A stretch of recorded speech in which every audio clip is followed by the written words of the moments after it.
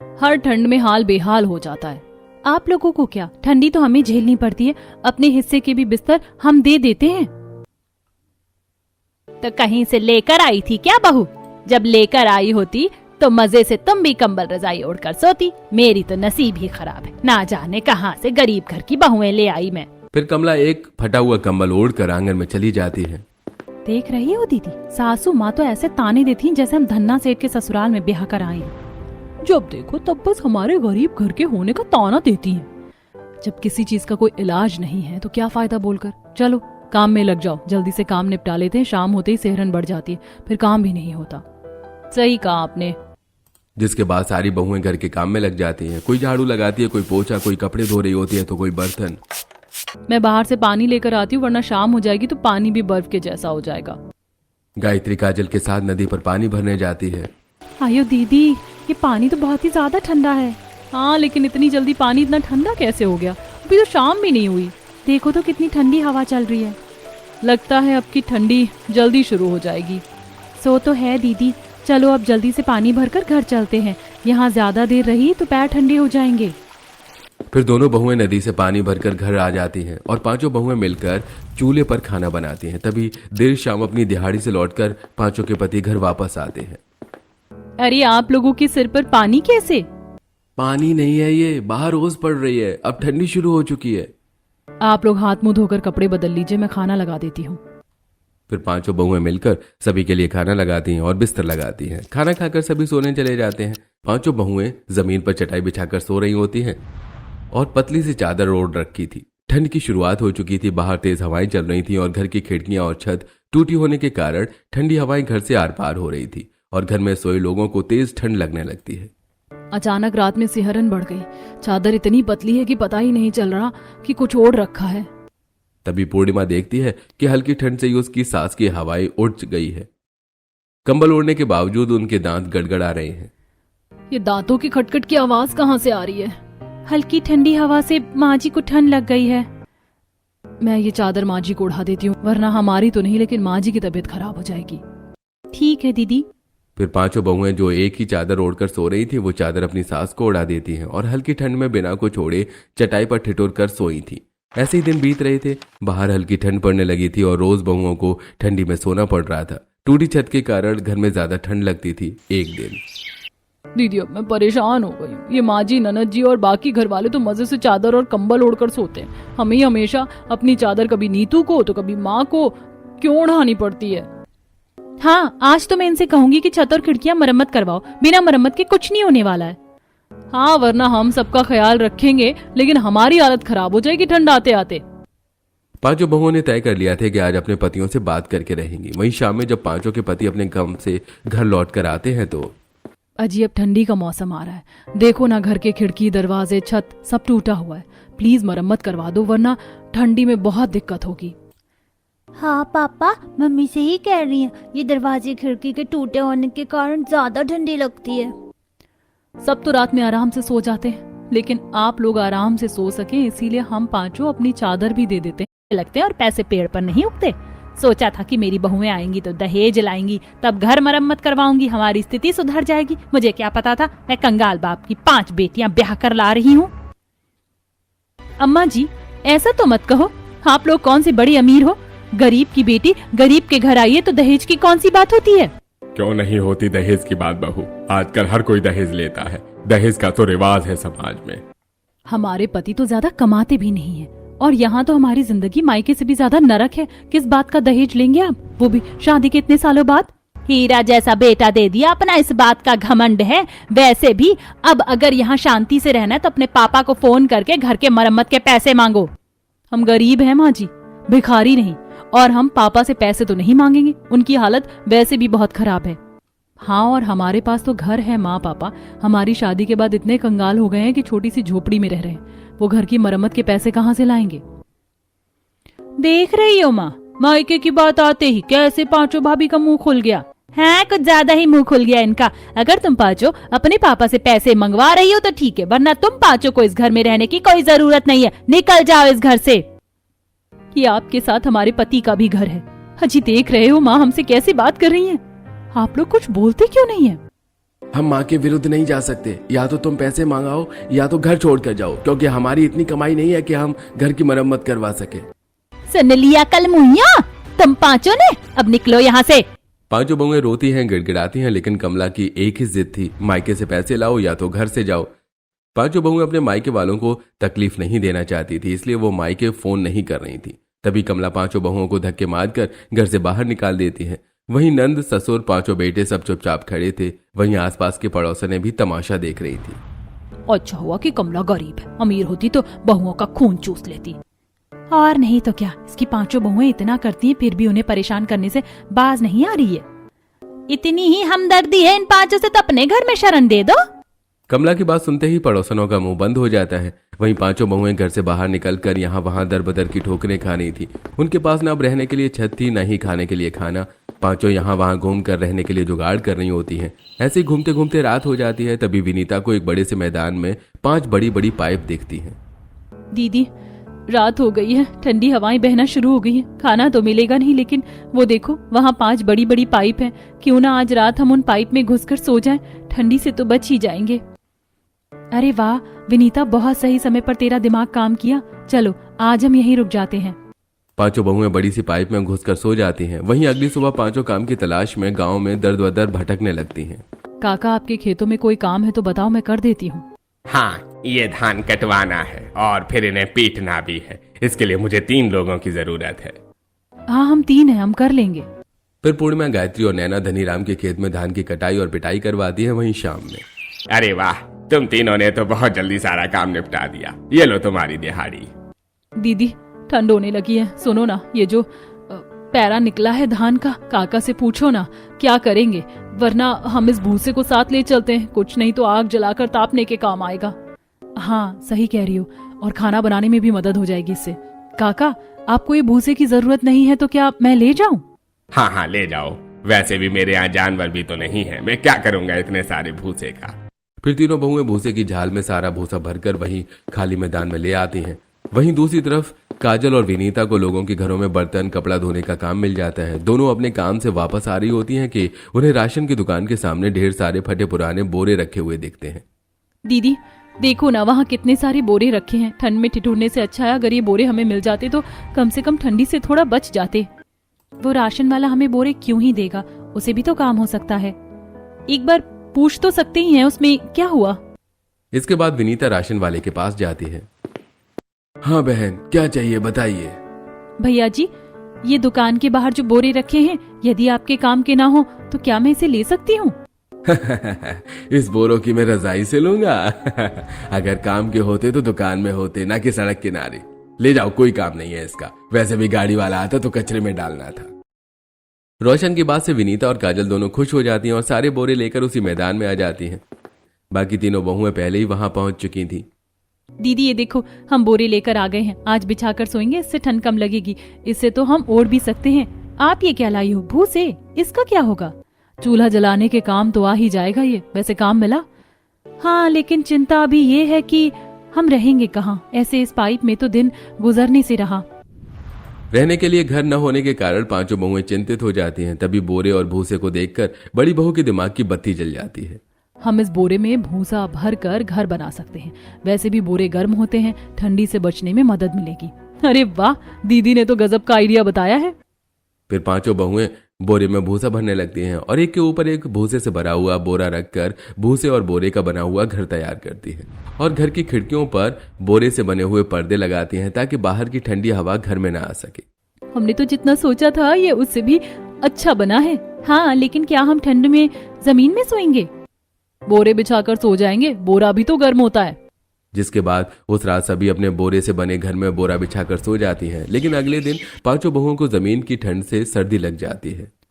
अच्छू, अरे रे, बहुत तेज सर्दी लग गई। आपने ही तो बोरे बिछाने का सुझाव दिया था ना। आप देखो, आपको तो सर्दी हुई है और हम सबको भी हो गई। अच्छू, सारी बहुएं छींक छींक कर परेशान हो जाती हैं। अगर ऐसा ही रहा तो हमारी हालत खराब हो जाएगी और हम बीमार पड़ गए तो दवा के भी पैसे नहीं है। दीदी, क्यों ना हम इस बोरे में भूसा भरकर बेड बना ले। इससे हमें सोने में भी राहत रहेगी और भूसे और बोरे से बना हुआ बेड काफी आरामदायक भी होगा। अरे वाह, ये तो हमने सोचा ही नहीं। ये आइडिया बहुत अच्छा है। जिसके बाद पांचों बहुएं बोरे में भूसा भर भर कर एक बड़ा सा बेड तैयार करती हैं ताकि पांचों बहुएं आराम से अब बेड पर सो सके। जिसके बाद पांचों अपने अपने काम पर चली जाती हैं। बहुएं खेतों में काम करने जाती हैं, वहां से और भूसा लेकर आती हैं और बाकी दो बहुएं काम से लौटते समय राशन वाले के यहाँ से खराब बोरे ले आती हैं। रात में भूसा जलाकर पांचों चूल्हे पर खाना बनाती हैं। अब धीरे धीरे ठंडी बढ़ रही है। जमीन इतनी ठंडी है कि जमीन पर बैठकर खाना नहीं खाया जाएगा। और देखो तो बोरा बिछाने के बाद भी ठंड लग रही है। हमने जैसे घर बनाया, बेड बनाया, वैसे ही हम इन बोरों में भूसा भरकर बैठने के लिए काउच बना सकते हैं। वो आरामदायक भी रहेगा और ठंड भी नहीं लगेगी। हम आराम से बैठकर उस पर खाना खा सकते हैं। फिर पांचों बहुएं बोरों में भूसा भरकर बैठने के लिए काउच तैयार करती हैं और फिर मजे से बैठकर खाना खाती हैं। आज तो मजा ही आ गया। इतना सुख तो ससुराल में भी नहीं था जितना यहाँ है। लेकिन अगर काउच की जगह टेबल कुर्सी होती तो ज्यादा अच्छा था। हाँ वो तो है, लेकिन कहाँ हमारा नसीब। इतना है वही बहुत है। टेबल कुर्सी बड़ी बात थोड़ी ना है दीदी। मैदान में देखो कितने सारे गत्ते पड़े हुए हैं, हम इससे बना सकते हैं। जिसके बाद बहुएं गत्तों को अंदर लाकर उस पर भूसा और बोरे चढ़ाती हैं और भूसा, बोरे और गत्ते का इस्तेमाल करके टेबल और कुर्सी तैयार करती हैं। मैंने नहीं सोचा था ये इतना सुंदर बन जाएगा। बहुत प्यारा बना है। अभी तो हमें ठंड के कपड़े भी सिलने होंगे, वरना ठंड में हालत खराब हो जाएगी। कल बाजार से कैंची और सुई धागा लेकर आएंगे। वहीं अगली रात खाने के बाद पांचों बहुएं कैंची लेकर बोरे काटने लगती हैं और उनके पास मशीन न होने के कारण हाथ से ही सुई धागा से अपने लिए कपड़े तैयार करती हैं और पहनकर देखती हैं। अरे वाह, ये तो बहुत ज्यादा गर्म है। इसमें तो बिल्कुल भी ठंडी नहीं लग रही। इसे पहनने के बाद बाजार में बिकने वाले स्वेटर की जरूरत ही नहीं लग रही है। चलो दीदी, अब नींद आ रही है, सोते हैं, कल फिर से काम करने जाना है। पांचों बहुएं अपने बनाए हुए बेड पर जाकर सो जाती हैं, लेकिन आधी रात में विनीता और काजल दोनों बेड के दोनों साइड से धड़ाम से नीचे गिरती हैं और वो फिर से बेड पर सो जाती हैं। आधी रात में 3 बार वो धड़ाम धड़ाम बेड से गिरती हैं। वहीं अगली सुबह, दीदी आज रात में तो हालत खराब हो गई। मैं और काजल दीदी बार बार बेड से गिर रही थी। ये बेड छोटा पड़ गया हमें। हमने सोचा था कि हम पांचों आराम से सो जाएंगी। ना बाबा, अब तो मैं इस पर हरगिज नहीं सोऊंगी। अब की गिरी और चोट लग गई तो हो गया कल्याण। कोई ना, हम तुम्हारे और काजल के लिए बोरे में भूसा भरकर बढ़िया सा गद्दा बना देंगे ताकि तुम दोनों आराम से सो सको। फिर पांचों बहुएं मिलकर बोरे में भूसा भरकर गद्दे तैयार करती हैं और साथ में बोरों को हाथ से सुई धागा से जोड़कर ओढ़ने के लिए चादर भी बनाती हैं। अब काजल और विनीता आराम से गद्दे पर सोती हैं और बाकी बहुएं बेड पर बोरे से बनी चादर ओढ़कर सोती हैं। वहीं सारी बहुएं अब बोरे से बने कपड़े ही पहनती हैं, जहां आसपास के लोग देखकर भी काफी हैरान होते हैं। एक दिन जब बहुएं बाजार में सब्जी खरीदने जाती हैं तो एक पड़ोसन उन्हें मिलती है। कैसी हो पूर्णिमा बहू? काकी जी आप यहाँ? बस सब्जी लेने आई थी। वैसे बहुत बुरा हुआ तुम पांचों के साथ। कहाँ रह रही हो अभी? बस यहीं पास में। चलिए ना, चाय पीकर घर जाइएगा। फिर पूर्णिमा जानकी को अपने साथ अपने बोरे और भूसा से बने घर में ले जाती है, जो कि अंदर से बहुत गर्म होता है। ये घर तो काफी अलग है बहू, और तुम सबके कपड़े भी सब बोरों से बना है। आंटी जी आप बैठिए ना कुर्सी पर। फिर जानकी कुर्सी पर बैठ जाती है। तभी छोटी बहू विनीता जानकी के लिए चाय पानी लेकर आती है और बोरे से बने हुए टेबल पर वो उसे चाय देती है। ये तो बहुत बढ़िया है। टेबल कुर्सी सब बोरे और घास से बनी, काफी मजबूत भी है। फिर जानकी मजे से चाय पीती हैं। बहू सब ठीक है, लेकिन तुम्हारे घर में ये बोरे से बने कपड़े और सामान बहुत ज्यादा फैला हुआ है। तुम्हें इसे समेट कर रखना चाहिए, वरना इतना बढ़िया घर कबाड़ जैसा लगने लगेगा। हमने तो इस पर ध्यान ही नहीं दिया। थैंक यू आंटी जी, हम जरूर कुछ जुगाड़ करेंगे। वैसे तुम्हारे बोरे से बने हुए कपड़े काफी सुंदर और आरामदायक लग रहे हैं, गर्म भी। हाँ बिल्कुल, ये बहुत ही ज्यादा गर्म और कंफर्टेबल हैं। क्या तुम मेरे लिए बनाकर दोगी? बाजार में स्वेटर बहुत महंगे हैं, तुम्हें तो पता है। हमने एक्स्ट्रा बनाए हैं, आप वो ले जाइए। फिर नैना अपने पास से बोरे से बना हुआ एक स्वेटर लाकर जानकी को देती है और जानकी जी खुशी से वहां से चली जाती हैं। सब अच्छा था, लेकिन जब जानकी काकी आई और उन्होंने कहा कि घर फैलाए तो बहुत बुरा लगा। मुझे भी। हमें एक अलमारी बनानी होगी। अभी भी कुछ गत्ते बचे हुए हैं। हम गत्ते पर भूसा चिपकाकर फिर बोरी से लपेटकर अलमारी बनाते हैं। मजबूत भी रहेगी और सामान रखने के लिए अच्छा रहेगा। फिर बहुएं गत्ते का इस्तेमाल करके उस पर भूसा चिपकाकर बोरी से कवर करती हैं और बढ़िया सी एक बड़ी सी अलमारी तैयार करती हैं। देखो कितना आसान था, कितना जल्दी हो गया ना। हाँ दीदी, अब सारे कपड़े और बिखरा हुआ सामान हम अपनी भूसा और बोरी से बनी हुई अलमारी में रख देते हैं। पांचों बहुएं मिलकर घर को समेटती हैं और सारा सामान अलमारी में रख देती हैं। ऐसे ही धीरे धीरे बहुएं घर की गृहस्थी का सामान तैयार कर लेती हैं। वहीं जानकी जी बहुओं से जो स्वेटर लेकर गई थी, वो मजे से मोहल्ले में बहुओं की तारीफ करके वो स्वेटर पहनती हैं। पता है राधिका, ये बोरी से बना हुआ स्वेटर मुझे कमला की बहुओं ने गिफ्ट किया है। बड़ा ही गर्म और आरामदायक है। अच्छा ठीक है ना पांचों अब। अरे कमला को तो दया है ही नहीं। हाँ पांचों अब खुश है, अपना बढ़िया सा घर भी बना लिया है पांचों बहुओं ने। बढ़िया है। और देखो पांचों के जाते ही कमला के घर की बर्बादी भी तो शुरू हो गई। पांचों घर का ख्याल रखती, सबका ख्याल रखती थी। अब ठंडी से परेशान पूरा परिवार बीमार पड़ा है। बच्चों की भी हालत खराब कर रखी है उन्होंने। बुरे के साथ बुरा ही होता है। वहीं अब जानकी जी जब मोहल्ले में कमला की पांचों बहुओं के गुण गाती हैं तो ये बात कमला तक भी पहुंचती है। अच्छी जानकी बहन कैसी है मेरी बहुएं, ठीक है ना? आज बहुत याद आ रही बहुओं की। जब घर से निकाली तब तो याद नहीं आई थी। वैसे तुम्हारी बहुएं ठीक हैं। खुद का घर बनाया है बड़ा सा, बोरी और भूसे से, काफी गर्म है घर। अच्छी जब से मेरी बहुएं गई हैं मेरी तो हालत खराब हो गई है। हाँ पहले कदर कर लेना था। जाओ गंगा नदी के पास वाले मैदान में ही रहती हैं बहुएं। फिर कमला अपनी बेटी कीर्ति और बहुओं के दोनों बच्चों के साथ में बहुओं के घर उनसे मिलने जाती है, जहां बहुएं बोरे से बने हुए कपड़े बेचने के लिए सिल रही थी। पांचों अपनी सास नंद को वहां आया देखकर हैरान हो जाती हैं। आप यहाँ कैसे? छे, बहू मैंने तुम्हारे साथ बहुत गलत किया, अब मुझे इसका एहसास है। भाभी हमने आपकी बात नहीं मानी जिस कारण अब हम सब घर में बीमार पड़े हैं।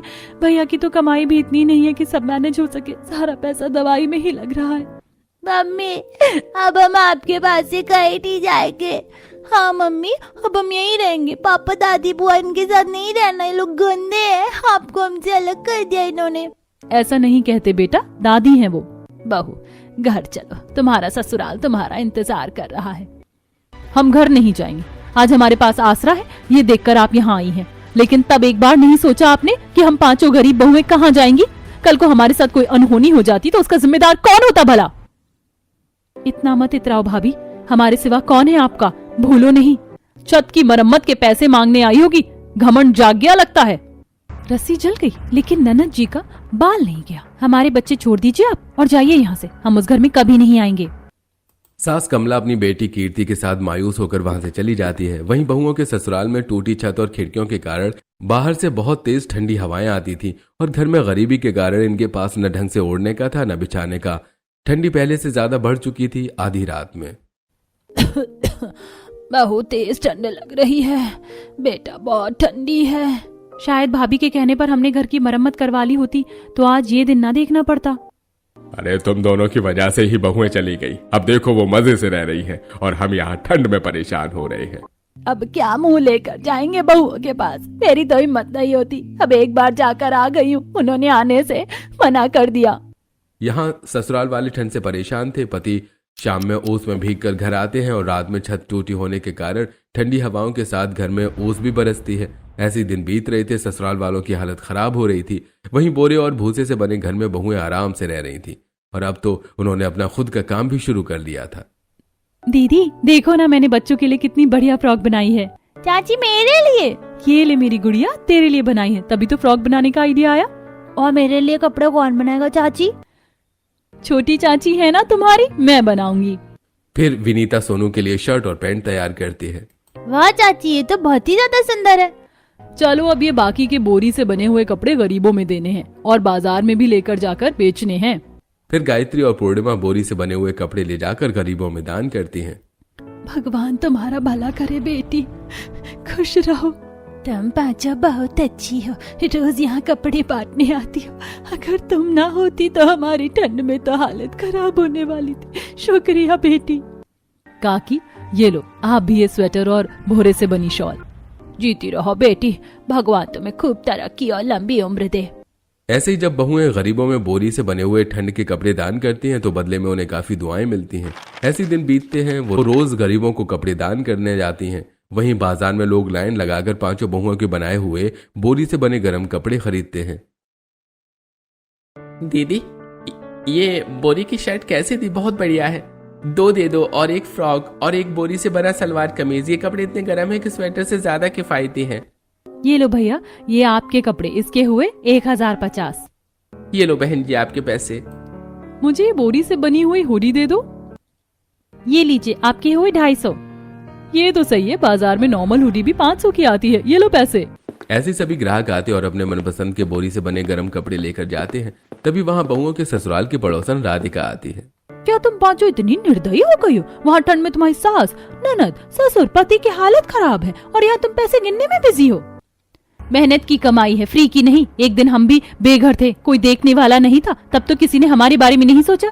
देखो बहुओं, तुम्हारी सास की ठंड से हालत बहुत खराब है, अगर तुम उनकी सेवा करोगी तो अच्छा रहेगा। राधिका ये बोलकर वहां से चली जाती है। तभी रात में जब पांचों बहुएं घर जाती हैं तो आज किसी का भी मन नहीं लग रहा था।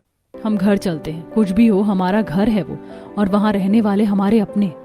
जिसके बाद पांचों बहुएं अपने ससुराल जाती हैं। उनका पूरा घर बिखरा पड़ा है, बहुत दिन से घर में खाना नहीं बना, पूरे घर में ठंडी हवा है, छत पहले से ज्यादा टूट गई है और सभी बिस्तर पर पड़े हैं, खांस रहे हैं। अरे तुम पांचों यहाँ कैसे? हमारी हालत पर तरस खाने आई हो? नहीं, आप लोगों को अपने साथ लेकर चलने आए हैं हम। मुझे माफ कर देना विनीता, उस दिन मैं तुम्हारे लिए स्टैंड नहीं ले पाया। मेरे पति ना होते तो जिंदगी भर बात भी ना करती मैं तुमसे, लेकिन क्या करूं, शादी की है, मजबूर हूं। लो पहले ये गर्म कपड़े पहन लो, अच्छा लगेगा। पांचों बहुएं अपने ससुराल वालों को गर्म कपड़े पहनने के लिए देती हैं। अब आप सभी हमारे साथ चलो, यहाँ रहने की जरूरत नहीं है। तू हमसे नाराज नहीं है बहू? नाराज होकर क्या आप लोगों को ये तकलीफ में छोड़ दूं? हो तो आप हमारे अपने ही। फिर बहुएं सभी घर वालों को अपने साथ ले जाती हैं। पांचों बहुओं के पति और उनके सास ससुर बहुओं का घर देखकर हैरान थे। उस घर में जरूरत का हर सामान था। ये सब तुम पांचों ने मिलकर खुद से बनाया है? हाँ, हार मान लेते तो आपके जैसे हालात होते आज हमारे। आज सभी अपने किए पर शर्मिंदा थे। पांचों बहुएं ससुराल वालों के लिए खाना बनाकर उन्हें खिलाती हैं और गर्म पानी देती हैं ताकि सर्दी न लगे। जिसके बाद काजल भूसे से आग जलाती है ताकि सब आग में हाथ पैर सेक सकें। जब तक सभी हाथ पैर सेकते हैं, पांचों बहुएं मिलकर बोरी और भूसे से ढेर सारे गद्दे और रजाई तैयार करती हैं और साथ में तकिया भी, ताकि रात में सभी आराम से सो सकें।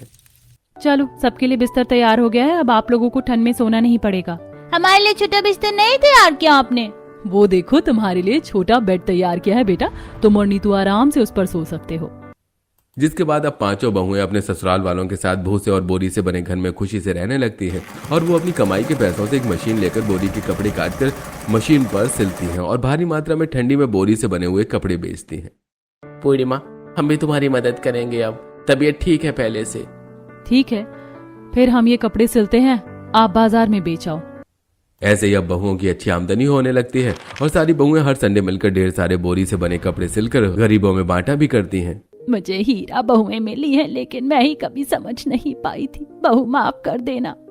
जिसके बाद पांचों बहुएं अपने ससुराल वालों के साथ बोरी और भूसे से बने घर में खुशी से रहने लगती है। आने वाली ठंड के लिए और भी गर्म सामान बनाते हैं, जैसे ससुराल वालों को ठंड न लगे, और हंसी खुशी अपने बोरी और भूसे के घर में रहती है। ये गर्मी की आखिरी शाम थी। रानो चिड़िया अपने छोटे से आशियाने को मजबूत बनाने में जुटी थी। उसने दूर से सुना था कि इस साल सर्दी बहुत जालिम होगी। 2 दिन की और मेहनत, फिर मेरा घर तूफान भी नहीं हिला पाएगा। और ये दाना, ये तो मेरी जान